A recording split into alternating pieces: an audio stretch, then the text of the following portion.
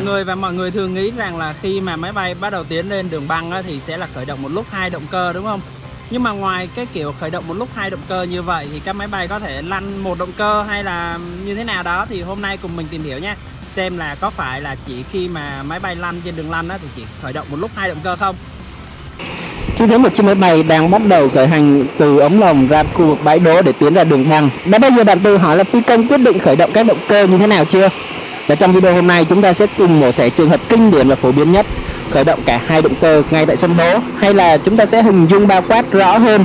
Chúng ta sẽ lấy ví dụ về dòng máy bay ATR72 này nha. Và cách làm này mang lợi ích cho cực kỳ lớn về mặt vận hành và an toàn. Mà đầu tiên chính là sự chủ động. Khi cả hai động cơ đã hoạt động ổn định từ sớm, phi công sẽ có đủ thời gian để kiểm tra toàn diện hệ thống. Nếu có bất kỳ trục trặc hay cảnh báo lỗi kỹ thuật nào thì phi hành đoàn sẽ nhanh chóng xử lý ngay tại chỗ hoặc là quay về khu vực bãi đỗ một cách an toàn trước khi máy bay tiến ra khu vực đường lăn chính. Và lợi ích thứ hai giúp tối ưu hiệu suất, tăng tuổi thọ. Động cơ cần một khoảng thời gian nhất định để làm nóng. Việc nổ máy sớm giúp các chi tiết cơ khí về bề trên đạt đến nhiệt độ lý tưởng, sẵn sàng cho các cú áp lực tăng lớn và để có thể cất cánh được. Và riêng đối với dòng máy bay ATR72-600 đang trên màn hình chúng ta thì việc này giúp hệ thống thủy lực, điện và khí nén của máy bay hoạt động đồng bộ, cân bằng ngay từ đầu. Tuy nhiên, được cái này thì mất cái kia. Việc cho cả hai động cơ hoạt động thông suốt quá trình lăn bánh cũng như là không ít nhược điểm.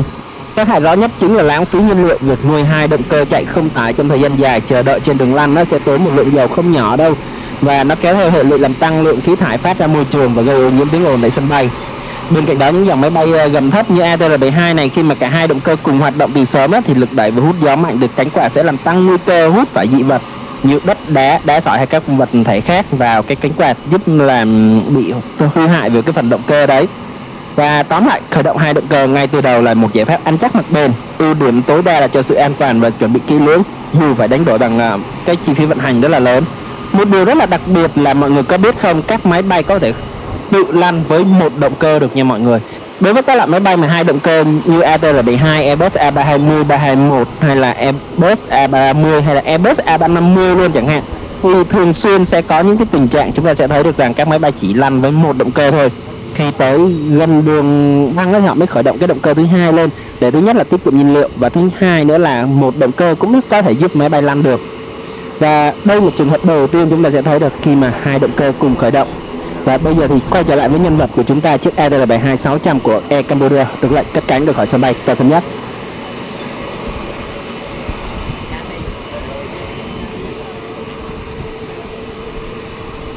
Và chúng ta sẽ thấy được rằng trong cái khu vực mà trong thời điểm hiện tại á, thì giá nhiên liệu tăng cao như thế này cũng giúp các hãng hàng không bị tăng chi phí rất là cao. Nên nếu khi mà hoạt động một động cơ như thế này thì giúp giảm chi phí cũng rất là nhiều đấy. Tuy là không quá nhiều đâu nhưng mà cũng sẽ giảm bớt một chút. Và bây giờ thì chúng ta sẽ tới với cái trường hợp thứ hai trong video ngày hôm nay. Vậy thì đấy là hai động cơ. Còn câu hỏi là nếu mà tắt một động cơ và khởi động chỉ một động cơ thôi thì máy bay có thể lăn được không? Thế bây giờ thì chúng ta sẽ tới phần tiếp theo là như chúng ta nói ở phần trước á, thì chúng ta thấy việc nổ máy cả hai cái động cơ ngay từ đầu là rất an toàn, đúng không?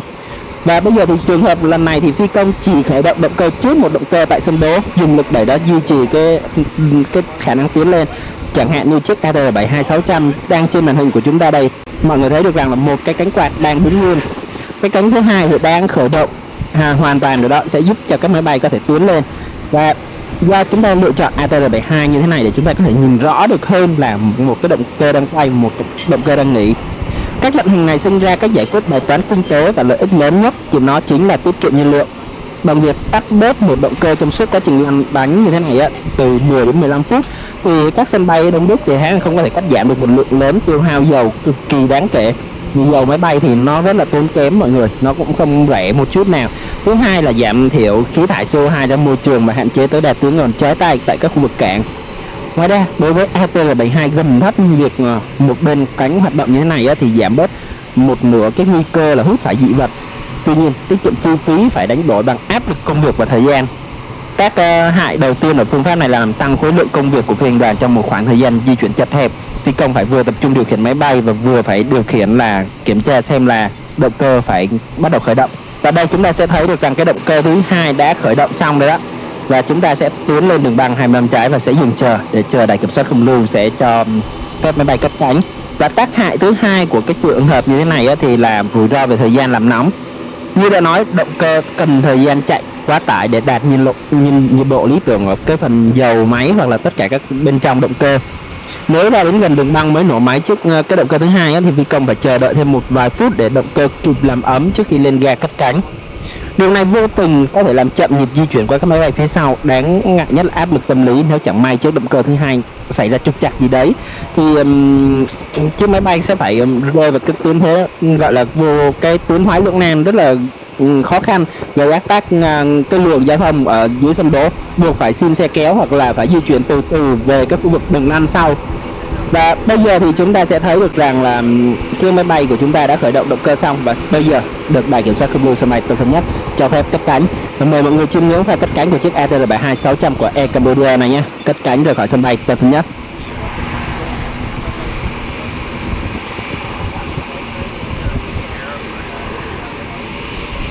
Và chúng ta thấy được rằng là đây là một trong những điều khá là thú vị đúng không mọi người? Giờ giá nhiên liệu tăng cao thì các trường hợp mà khởi động một động cơ thôi lăn ra đến gần đầu đường băng thì mới khởi động động cơ, còn lại hiện tại thì cũng đang rất là phổ biến ở các hãng hàng không luôn nha mọi người. Nhưng mà thường thì sẽ tùy hãng, sẽ có những hãng sẽ quy định luôn là khởi động luôn cả hai động cơ.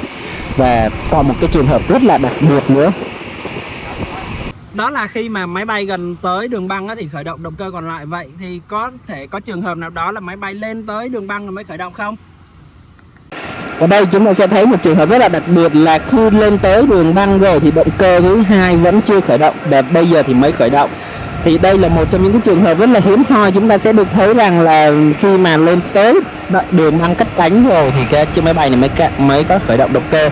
Và lợi ích tối thượng của phương án này không có nghĩa ngoài cái gì khác ngoài là tối ưu, đây là đỉnh cao của việc tiết kiệm nhiên liệu luôn, là các máy bay lên tới đoạn đường băng rồi mới bắt đầu khởi động động cơ thứ hai. Và việc khởi động như thế này thì giúp tiết kiệm nhiên liệu rất là nhiều, nhưng mà đây là một trong những cái điều mà thực sự đây cũng là một điều rất là nguy hiểm khi mà nếu mà có xảy ra bất trắc gì hay là động cơ mà chưa có hoạt động đủ hay là có một vài vấn đề về hệ thống máy tính như thế nào đó thì chiếc máy bay sẽ phải dừng chờ khá là lâu.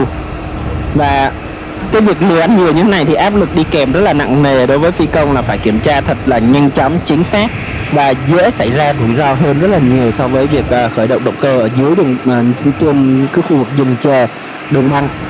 Thay vì khởi động động cơ mà ở ngay trên đường băng như thế này thì phi công phải làm việc liên tục, là vừa làm việc với đài kiểm soát không lưu, vừa phải kiểm tra trên hệ thống máy tính, màn hình ở cái buồng lái là xem đã ổn định chưa, nhiệt độ dầu hay là bên trong động cơ đã đủ nhiệt độ chưa để có thể cất cánh. Đây là một trong những điều khá là tai hại luôn đấy.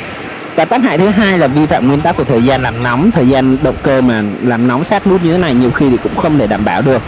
Nhưng mà tóm lại trên màn hình và máy tính của phi công ok thì máy bay có thể tiếp tục cất cánh, nhưng mà vấn đề mà xảy ra, có vấn đề phát sinh gì đó thì cũng là một trong những cái điều khá là nan giải. Và bây giờ thì máy bay ATR72600 của Air Cambodia đã cất cánh. Và hôm nay thì chúng ta sẽ lấy một cái ví dụ như thế này để chúng ta thấy được rằng là quá trình tiết kiệm nhiên liệu cũng như là các vấn đề phát sinh khác thì cũng ở một trong những cái điều mà chúng ta sẽ lâu lâu mới được thấy. Và đây là một trong những cái việc mà mình thấy được rằng là do giá nhiên liệu tăng cao thì cái quá trình mà để các phi công mà có thể sử dụng cái kiểu chiêu là khởi động một động cơ thôi, ra đến gần đường băng mới khởi động một cái động cơ thứ hai còn lại, hiện tại đang được áp dụng rất là nhiều luôn. Và video hôm nay đến đây kết thúc rồi. Cũng cảm ơn mọi người đã quan tâm theo dõi. Mọi góp ý mọi người nhớ để lại dưới phần bình luận cho mình biết với nhé. Còn bây giờ xin chào và hẹn gặp lại.